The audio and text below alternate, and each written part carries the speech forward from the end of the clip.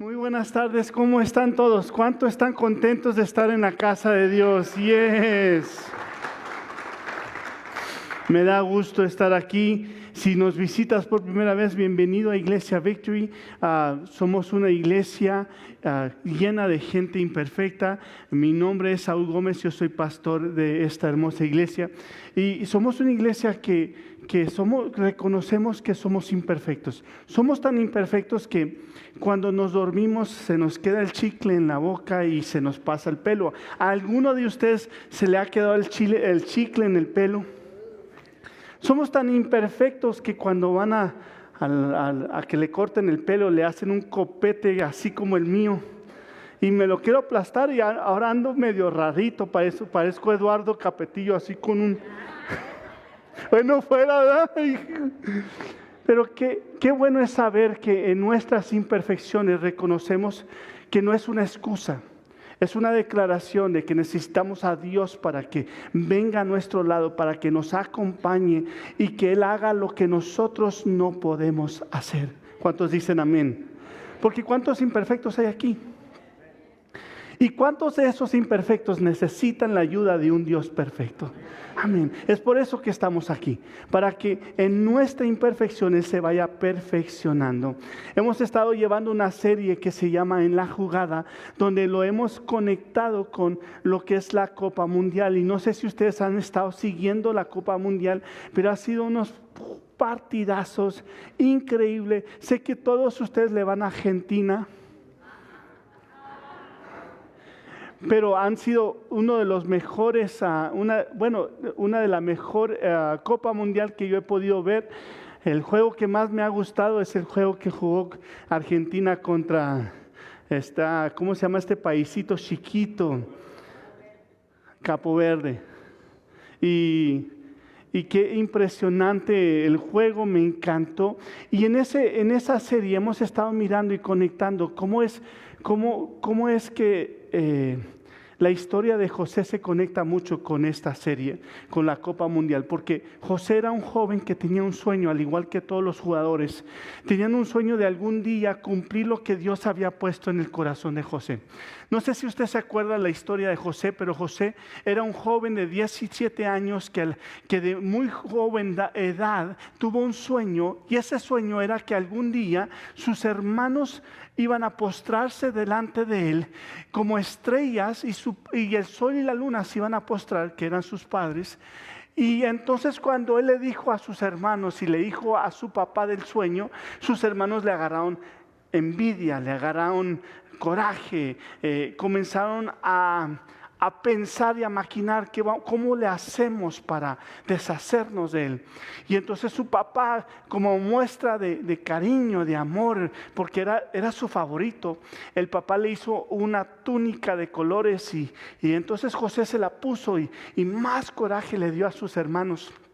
Bueno, pasó que le dieron tanto coraje a sus hermanos, y esto se encuentra en Génesis capítulo 40, así para que si usted no me cree, agarre su Biblia, léela y verá que ahí está. No es un cuento que sacamos de la novela de los ricos también lloran, no es cierto. Esto está en Génesis capítulo 39, y comenzamos a mirar que entonces sus hermanos hacen una maldad en contra de José, quieren matarlo.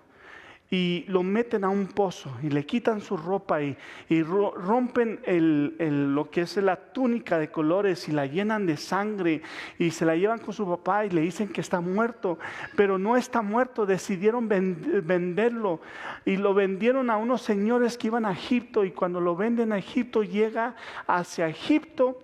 Y esos vendedores se lo venden a un hombre de muy alto nombre, que se llama Pontifar. Y Pontifar, que era el gobernador, uno de los gobernadores generales de Egipto, comenzó a trabajar con él.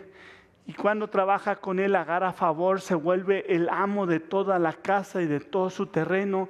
Pero pasa que José, cuando no le llueve, ¿le qué? ¿Alguna vez usted ha escuchado esa frase? Cuando no me llueve, me llovizna. Cuando no me sale una, me sale otra. ¿Alguna vez usted ha estado en esa situación donde si no es una es otra? Si no le llega, si no se enferma usted, se enferma toda su familia, le pasa algo que usted dice, ¿qué me está pasando? Así le pasó a José. Entonces José llega con Potifar, comienza a trabajar y la mujer de Potifar se quiere acostar con José y le insinúa a que se acueste con él. Le insinúa a que tenga una relación con él. Y la señora, como era muy tóxica, y José dijo que no, dijo no. Y entonces la señora dijo, pues me dijiste que no, lo acusa de haber querido violarla y lo meten a la cárcel. Y cuando lo meten a la cárcel, llega José de estar en la casa como siervo esclavo a ser un hombre prisionero. Llega a la prisión. Estando en la prisión, imagínate cómo se ha de sentir José, abandonado por Dios, acusado, abandonado por su familia, está no sabiendo qué hacer, desesperado, triste, angustiado. Y en la cárcel le llegan dos hombres. Uno de ellos los dos trabajaban con Faraón, uno era un copero y el otro era panadero. Y dentro de la cárcel le tocó a él, de todos los que estaban ahí, le tocó a él atenderlos. Y atendiéndolos, se ponen tristes un día porque les llega un sueño. Y el sueño que les llega a estos dos hombres era el sueño de que en 3 días uno de ellos iba a tener una copa y el otro iba a tener unos pájaros en su cabeza. José, siendo él el que estaba encargado de ellos, era un prisionero, lo mueve el Señor a interpretarles el sueño, porque ese era su don. Interpreta el sueño. Suele suceder que uno de ellos sale y vuelve a la casa de Faraón en 3 días y comienza a trabajar con Faraón, y el otro muere, le cortan la cabeza y como le cortan la cabeza, los pájaros se comienzan a comer su cráneo. Qué importante es José, estando en ese momento de dolor, de desesperación, de abandono, decide de todos modos usar sus dones, sus habilidades, sus talentos. Y por medio de eso sucede algo bien impresionante. Sucede que Dios no se olvida de él. Y no sé si tú te has pasado que hay momentos donde tú estás haciendo tu parte, pero sientes como que Dios se ha olvidado de ti, como que no ha contestado lo que Él te prometió, el sueño que te puso en tu corazón. Y mira lo que dice Hebreos capítulo 6, versículo 10. Pues Dios no es injusto, no olvidará con cuánto esfuerzo han trabajado para Él y cómo han demostrado su amor por Él sirviéndole a otros. Una de las cosas que tú y yo podemos aprender de la historia de José es que Dios no es injusto. Al pesar de la circunstancia que está pasando José, Dios no se ha olvidado de José. Y José decide seguir sirviéndole, decide seguir aún usando sus talentos, decide aún atenderlos cuando él está en una condición peor. Y me encanta porque mira lo que dice, porque él pudo interpretar el sueño. Mira lo que pasa en Génesis 41:1. Y algo que pasó que me encantó es que entonces José le interpreta el sueño al copero. Y le da una petición, le dice, oye copero, te pido una cosa, no te olvides de mí, acuérdate de mí. Pues mire lo que pasó en Génesis 41:1. Aconteció que pasados 2 años tuvo Faraón un sueño. Desde que salió el copero y llegó a la casa de Faraón una vez más, al copero se le había olvidado. ¿Se le olvidó? Se le olvidó. Pero ¿sabe a quién no se le olvidó? A Dios. Dios no se olvidó de su promesa. Dios no se olvidó de lo que él había hecho con él. Y Y entonces Faraón tuvo un sueño. ¿Y qué cree que pasó? El copero dijo: yo sé, hay un joven hebreo que está en la cárcel que pudo interpretar mi sueño y también interpretó el sueño del panadero. Y fue exactamente como él dijo: vamos con él, tráelo porque él va a poder interpretar el tuyo. Y dicho y hecho, lo sacan a José de la cárcel, de la prisión, lo llevan hasta donde está Faraón, y estando con Faraón le cuenta su sueño y José le interpreta el sueño. Faraón soñó que había 7 vacas gordas, y después de esas 7 vacas gordas iban a haber 7 vacas flacas, y las 7 vacas flacas iban a comer a las 7 vacas gordas. Y Faraón no sabía qué quería decir, y José le interpreta y le dice: vas a tener 7 años de abundancia, pero van a venir 7 años de escasez tan fuerte que se van a comer los 7 años de abundancia. Y entonces Faraón dijo: wow, ¿cómo le hago? ¿Quién me va a ayudar a poder gobernar este plan? Y todos dijeron: pues pon a José. Y José se vuelve el gobernador, el segundo de mando de Faraón. ¡Qué impresionante! Estando odiado por sus hermanos, vendido por sus hermanos, dado por muerto por su padre, lo mandan como esclavo a la casa de Potifar, lo acusan de haber acostadose con la mujer de Potifar, lo mandan a la cárcel, está en la cárcel, y después de 13 años, a la edad de 30, llega a trabajar con Faraón. Mira lo que dice Génesis capítulo 41, versículo 9 al 14. Finalmente habló el jefe de los coperos del rey: hoy he recordado mi falla.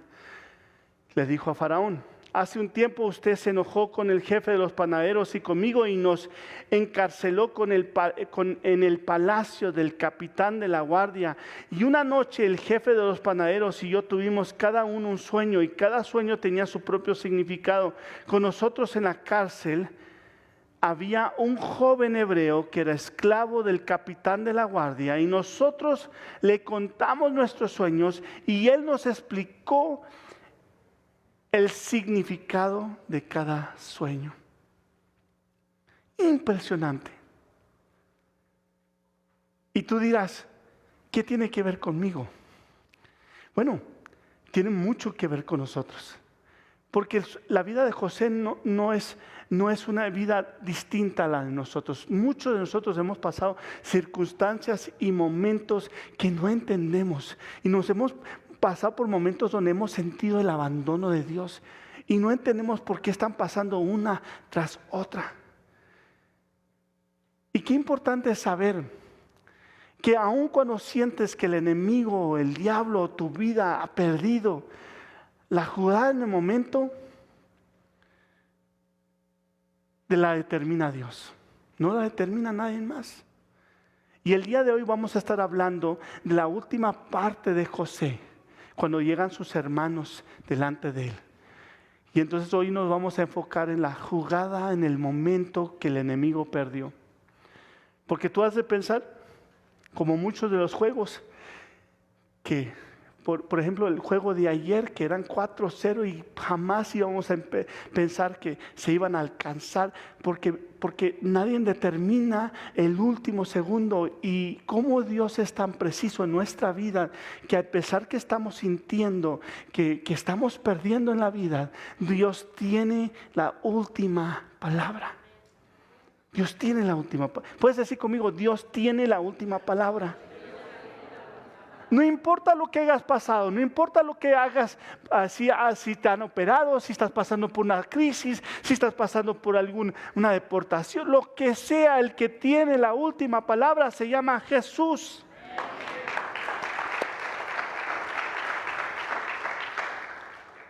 Y entonces José comienza a gobernar todos los bienes y toda la abundancia que estaba teniendo Faraón. Y cuando comienza a gobernar, ¿qué cree que pasa? Yo no soy chismoso, no soy para que usted lo sepa ni para que yo lo cuente, pero déjeme le digo.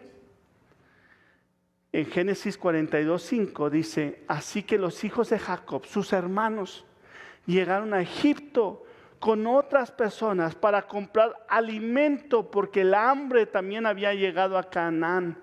Y como José era el gobernador de Egipto y estaba encargado de vender el grano a todas las personas, sus hermanos tuvieron que acudir a él. Y cuando llegaron, se inclinaron delante de él con el rostro en tierra.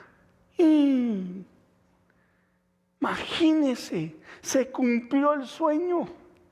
El sueño que él tenía a la edad de 17 años, que sus hermanos iban a postrar como las estrellas. Llegan sus hermanos y se postran delante del gobernador y no sabían ellos que era José, el que daban por muerto. Y había pasado 13 años. No habían escuchado él, no sabían qué había pasado con él. Y vuelve la historia donde la promesa se cumple. Y tú puedes decir, esto es suerte, esto es una coincidencia. Pero hay una palabra que me gustaría que te llevaras hoy, y es la palabra providencia. En el fútbol, a veces un equipo marca un autogol, y lo que parecía una gran jugada termina beneficiando al rival. ¿Y qué cosa? Esto fue exactamente lo que pasó con José. José, los hermanos pensaban que estaban haciendo algo a su favor, pero lo que no estaban sabiendo es que Dios estaba usando aún sus malas actitudes y acciones para cumplir el plan de Dios. Sus hermanos pensaron, ahora sí acabamos con sus sueños. Pero sin darse cuenta, estaban empujando a José exactamente hacia el lugar donde Dios lo necesitaba. Y una de las verdades más profundas de la Biblia es la doctrina de la providencia. Y usted dirá, ¿qué es la providencia?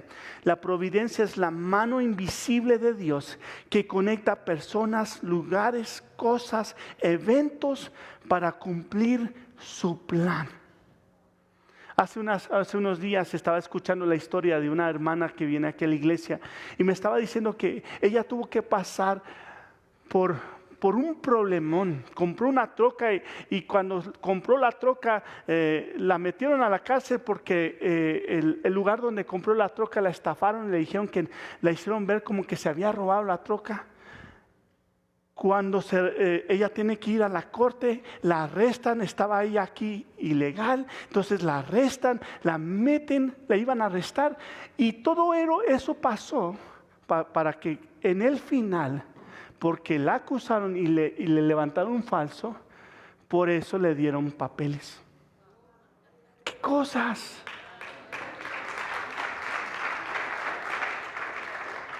La providencia de Dios es la mano invisible de Dios que conecta personas, lugares, cosas y eventos para cumplir su plan. Y usted ni cuenta, no sabe qué está pasando y a veces no sabemos qué pasa, pero Dios está moviendo sus piezas. Y aun cuando usted no conoce, Dios está en control. Dios sabe lo que está haciendo. Y venden a José, lo meten a como esclavo, lo llevan a la cárcel, sirve a los coperos y ahora está delante del mundo en el escenario más grande, sirviendo junto con Faraón. Y llegan sus hermanos y se postran delante de él como había soñado. Y la Biblia está llena de conexiones y vínculos providenciales. Quienes no comprenden a Dios, estas cositas, estos momentos, estas situaciones le llaman suerte. Pero quienes sí lo comprenden, entienden que es la providencia de Dios, que es el plan de Dios, que es Dios moviendo su jugada, haciendo su plan. Y hay un versículo que el día de hoy nos vamos a estar enfocando, y es en el versículo 20 de Génesis 50, que es el versículo muy famoso que me encanta, y que José le dice a sus hermanos,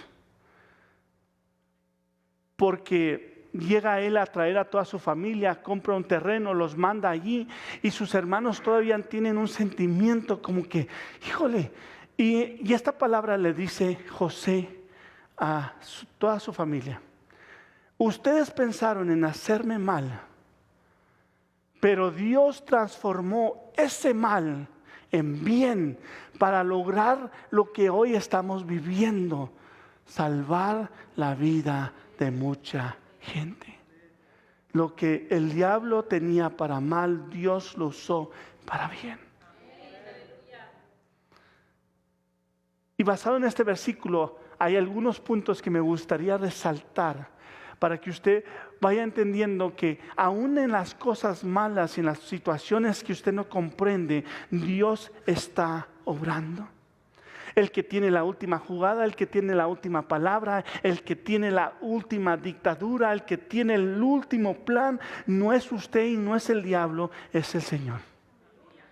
Y mira lo que dice, primer punto. El enemigo tiene intenciones, pero Dios tiene un propósito.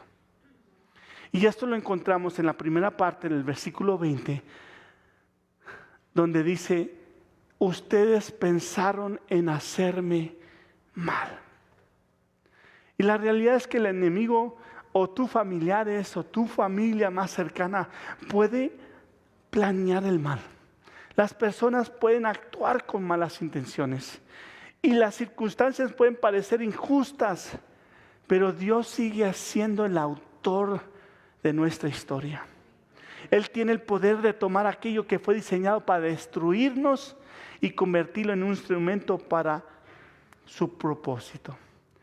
Lo que el enemigo planeó para detenerte, Dios lo convirtió en una jugada que te posiciona. Y me encanta la primera parte, dice, lo que ustedes pensaron hacerme mal.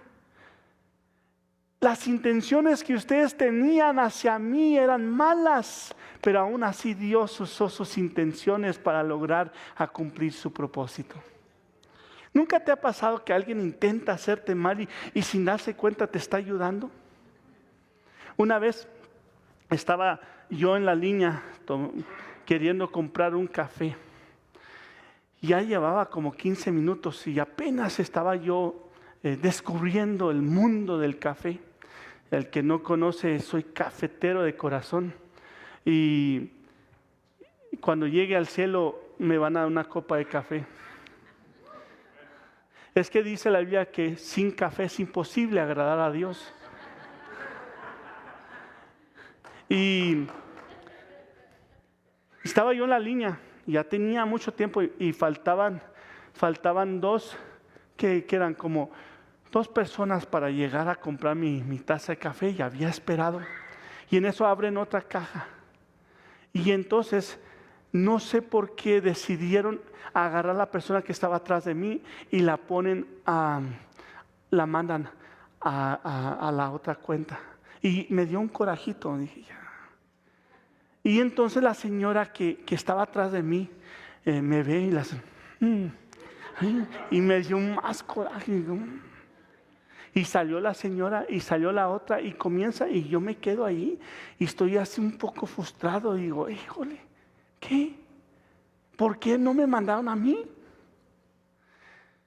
Ya cuando me atendieron, me dijo, Señor, discúlpeme mucho la tardanza. Pensábamos que no iba a ser tanto, pero mire, porque usted esperó, le vamos a dar un lonche, le vamos a dar café y le vamos a dar una bolsita para que se lleve. Si quieres, espero 5 minutos más, dije. Porque muchas veces no entiendes que hay cosas que parecen mal, pero están a tu favor.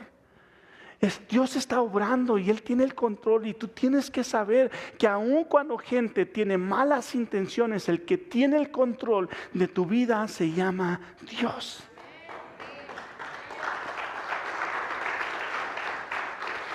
La Biblia reconoce una realidad, que hubo maldad, reconoce que hubo envidia, que hubo traición, que hubo injusticia. Y Dios nunca llamó bueno el pecado de sus hermanos, pero tampoco permitió que el pecado tuviera la última palabra. No todo lo que pasa en nuestra vida viene de Dios y lo entendemos, pero nada de lo que pasa escapa al control de Dios. Sabemos que no todo lo que pasa en nuestra vida viene de Dios, pero todo lo que pasa no escapa el control de Dios, está bajo el control de Dios. Punto número 2. Dios nunca desperdicia una herida. Dios nunca desperdicia la herida, los fragmentos, los problemas, las situaciones que tú estás recibiendo. Porque mira lo que dice ese mismo versículo que leímos. Lo que ustedes intentaron para mal, Dios transformó ese mal en bien. Reconoce, hubo un mal, estuvo mal lo que hicieron. Pero aún ese mal, Dios transforma y lo usa para bien. José pudo haber dicho, perdí mi adolescencia, perdí mi familia, perdí mi libertad, perdí años de vida, pero con el tiempo descubrió que realmente no había perdido, que cada etapa que estaba pasando desarrolló humildad. Potifar, en la casa de Potifar, desarrolló integridad y desarrolló cómo planear, porque Potifar tenía encargado todo lo que era el gobierno militar, y él trabajaba con Potifar. Y sin saber estaba preparándose para conocer estrategias. La casa desarrolló paciencia y el palacio reveló su propósito. Mira lo que dice Romanos 8:28. Sabemos que a los que aman a Dios, todas, sigan conmigo, todas, dígalo fuerte, todas las cosas les ayudan para bien. Sabemos que los que aman a Dios, todas las cosas nos ayudan para bien. No dice todas las cosas que son buenas, no dice todas las cosas que nos conviene, no dice todas las cosas nos ayudan para bien. Porque en todas ellas trabaja Dios. En todas las cosas trabaja Dios. Aún en las tormentas te ayudan. Y usted dirá, ¿en qué me ayudan las tormentas? ¿En qué me ayudan los momentos difíciles? ¿En qué me ayudan los fracasos y las circunstancias? ¿Qué tiene de beneficio para mí? Dos cosas. Las tormentas revelan algo de ti. Y dos, las tormentas siempre revelan algo de Dios. Y cada vez que tú estés pasando por una crisis, por una tormenta, ¿qué está revelando esa tormenta de ti? ¿Y qué te está revelando de Dios? ¿Qué es lo que Dios te está queriendo enseñar de Él? ¿Sabes? Los discípulos pasaban por una tormenta y cuando estaban en la tormenta, Jesús estaba dormido y ellos estaban asustados y levantan a Jesús para que haga algo. Y Jesús se levanta y les dice a la tormenta, cállate. Y a los vientos enmudece. Y los discípulos dijeron, wow, ¿quién es este que hasta los vientos lo obedecen? Conocieron dos cosas. Conocieron que ellos estaban limitados y conocieron que Dios tenía el poder para callar tormentas y para silenciar vientos. ¿Cómo es que en cada parte de tu vida Dios te está tratando de enseñar algo de Él? ¿Qué me estás tratando de enseñar, Señor? ¿Cuál es la área que yo puedo comprender? Porque Dios nunca desperdicia una herida. Hay algo que te quiere enseñar a través de cada tormenta. Número 3, Dios convierte el dolor personal en el beneficio para muchos. El dolor personal al fin va a beneficiar a muchos. Por eso el versículo que leímos, que era la base que estábamos leyendo, dice, Dios transformó ese bien para mal, para lograr lo que hoy estamos viendo, salvar la vida de mucha gente. José no fue levantado solamente para cumplir su sueño. José fue levantado para preservar la vida de toda la generación hebrea, judía. Porque si no hubiera sido José que se los lleva para donde está, cerca de Egipto, no hubieran tenido vida, hubieran muerto. Y no solamente Dios le cumple el sueño, pero preserva la vida de los judíos de Israel. Fue levantado para salvar a miles de vidas. La bendición nunca termina en nosotros, siempre es a través de nosotros. ¿Quién será bendecido por la prueba que hoy estás viviendo? ¿Quién será bendecido por aquella tormenta que estás enfrentando? tal vez tus hijos, tu matrimonio, tal vez alguien que tú no conoces. Dicen que la educación es la mejor experiencia, pero no. La mejor experiencia son las pruebas logradas y conquistadas. No hay nadie que le pueda hablar a una madre que perdió un hijo, sino aquella que perdió su hijo. No hay nadie en que le pueda hablar a una persona que está pasando por una crisis económica, sino aquellos que pasaron por una crisis económica. No hay nadie que pueda entender el dolor de casi perder a su esposo, sino aquella que pasó por ese dolor de casi perder a su esposo. ¿Y cómo Dios usa eso para beneficiar a otros? Y ahora tienes la experiencia y tienes la sabiduría para decir las palabras que tú no recibiste. ¿Te ha pasado alguna vez? Que dices, oye, si no hubiera pasado por acá. A nosotros nos pasó, yo nunca había vivido en México y cuando me caso con Gaby, me gano el privilegio de vivir en México. Y en México logré conocer lo que eran los burritos de colita de pavo, los tacos de barbacoa. Pero también entendí el corazón del inmigrante y conocimos cómo poder entender la situación que vive las personas teniendo familia acá, pero viviendo en otro país. Y nosotros tuvimos que estar ahí por 2 años y no pudimos vivir todo lo que la gente vive, pero pudimos entender. Entonces Dios convierte el dolor personal en una bendición para muchos. Así que tu dolor no es desperdicio, no es dioquis, tiene propósito, tiene razón. Dios lo está usando y lo va a usar. Número 4, el perdón demuestra que creemos en la soberanía de Dios. Y quiero yo enfatizarme y durar un poquito más en este. Porque si usted fuera José, ¿qué le hubiera hecho a sus hermanos? Si usted fuera José, ¿le hubiera hablado a sus hermanos? ¿Los hubiera castigado?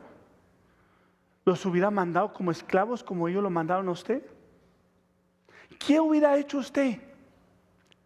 Ahora, ¿qué ha hecho usted cuando le hacen algo malo? Cuando no le corresponden. ¿Qué hubiera hecho usted si usted hubiera sido José? Pero mira lo que dice José en Génesis 50, 18. Entonces sus hermanos llegaron y se arrojaron al suelo delante de José y le dijeron, mira, somos tus esclavos. Pero José les respondió, no tengan miedo. ¿Acaso soy Dios para castigarlos? Eso le dijo José.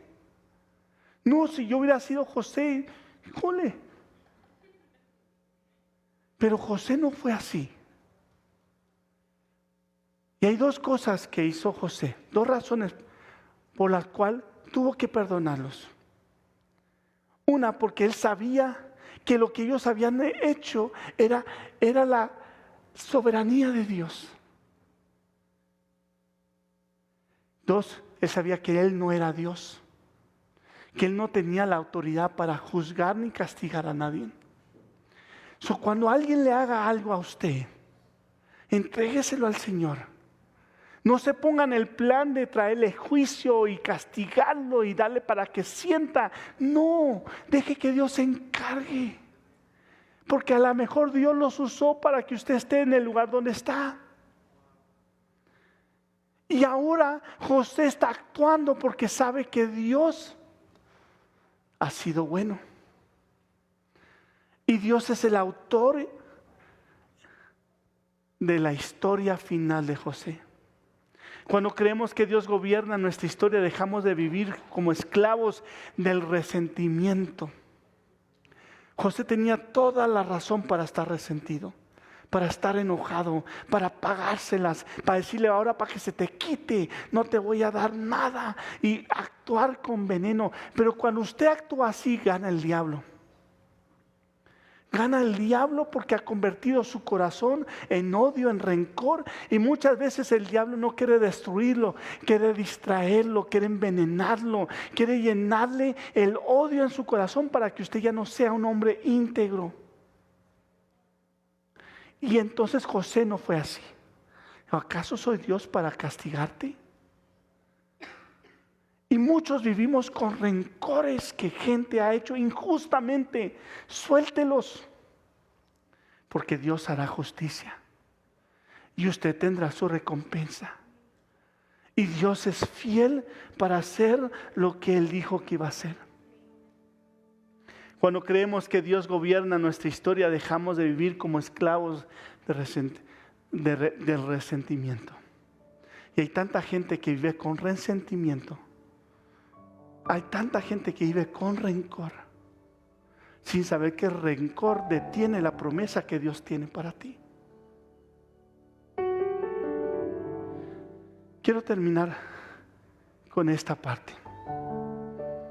El perdón nace cuando creemos que Dios puede sacar más bien de nuestro dolor que el daño que otros quisieron causar. Y algo que me encanta de la historia de José es cómo la historia de José refleja la historia de Jesús.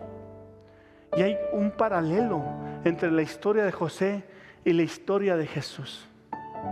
Hay una expresión máxima de José y Jesús.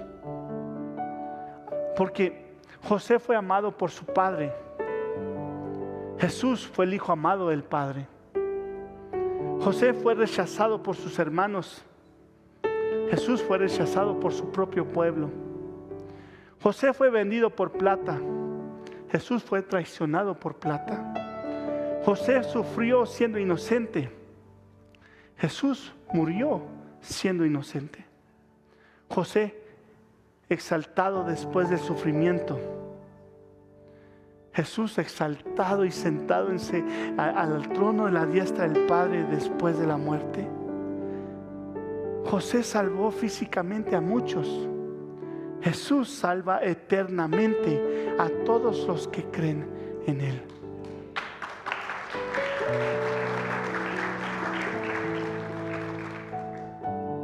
Jesús es el cumplimiento perfecto de la historia de José y cómo Dios nos estaba tratando de mandar señales de lo que iba a pasar en esta vida. Satanás pensó que la cruz era su victoria. Los líderes religiosos pensaron que habían acabado con Jesús. Roma pensó que había eliminado un problema, pero 3 días pasaron y después quedó claro. La peor maldad de la historia produjo la mayor salvación de la historia. Lo que parecía derrota se convirtió en victoria. Lo que parecía muerte produjo vida. Lo que parecía al final fue solamente el comienzo. Y cuando estés en el pozo, Dios todavía está escribiendo tu historia. Cuando estés siendo injustamente tratado, Dios todavía está obrando. Cuando parezca que tus sueños están muertos y están muriendo, Dios todavía tiene el control. Cuando mires hacia atrás, podrás decir: no entendía lo que Dios hacía, pero ahora veo lo que nunca dejó de trabajar. Qué bueno es Dios, que aún en nuestros momentos más bajos, Dios sigue obrando. No lo entendemos, no lo comprendemos, pero la providencia de Dios todavía está funcionando. Puedes ponerte de pie.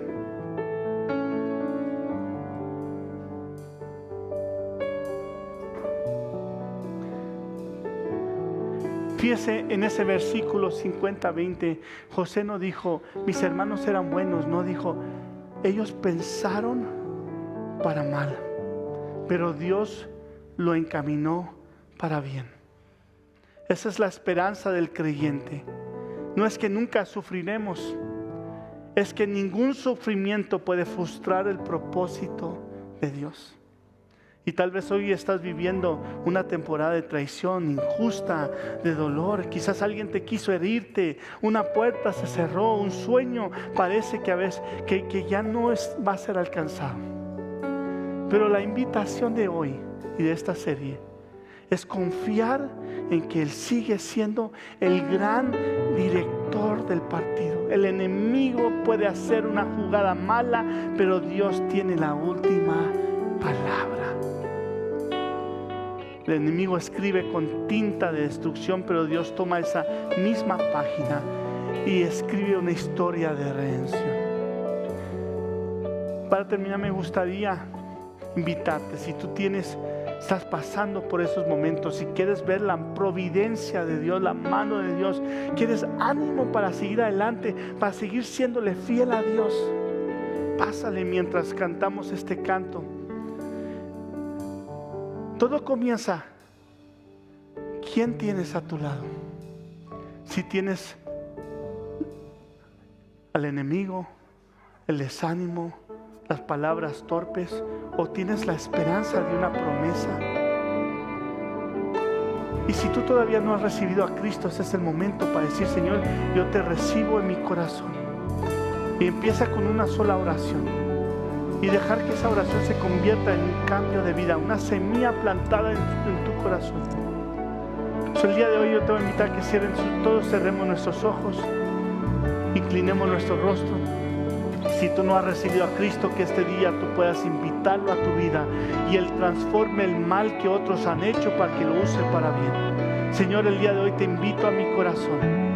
Confieso que eres el Señor de mi vida. Quiero, Señor, entregarte mi vida para que cumplan tus planes y para yo ver tu providencia cumplirse en mi vida. Reconozco que soy pecador. Te recibo como mi Señor y Salvador y me arrepiento de todos mis pecados. Y hoy, Señor, declaro que soy tu hijo en el nombre de Jesús. Y si tú estás pasando por algún momento difícil, Señor, en este momento te pido que des fe, ánimo, inyecte, Señor, esa confianza de saber que si tú con nosotros, ¿quién contra nosotros? Te lo pedimos en el nombre de Jesús.